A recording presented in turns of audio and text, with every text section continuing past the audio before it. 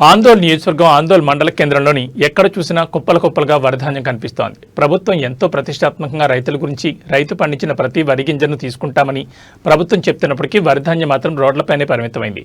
మండలంలోని జాతీయ రహదారి ఆనుకొని ఉన్న దాదాపు చాలా గ్రామాల్లో చూస్తే పూర్తిగా వరిధాన్యం జాతీయ రహదారికి ఇరువైపులా దారి పొడవునా కుప్పలుగా ఉండడం, వారి ధాన్యం కొనుగోలు లేక రైతులు తీవ్ర అవస్థలు పడుతున్నారు. ఎక్కడ చూసినా వరి కొనుగోలు కేంద్రాలు సిబ్బంది, ఐకేపీ సొసైటీ సిబ్బంది కానీ ఎక్కడా కనిపించిన దాఖలాలు లేవు. పేరుకు మాత్రం కొనుగోలు కేంద్రాలు ప్రారంభిస్తున్నామని చెప్పి వరి కొనుగోలు మాత్రం ఎక్కడా కనిపించడం లేదు. రైతులు తీవ్ర ఇబ్బందులకు గురవుతున్నారు. ఎంతో కష్టపడి పండించిన పంటకు కాంగ్రెస్ ప్రభుత్వం రైతులను ఇబ్బందులు పాలు చేస్తోందని రైతులు గోడు వినిపిస్తున్నారు. ఈ వరి ధాన్యం ఎప్పుడు కొనుగోలు చేస్తారు, మా అప్పులు ఎప్పుడు తీరుస్తామని తీవ్ర ఇబ్బందులకు గురవుతున్నారు రైతులు.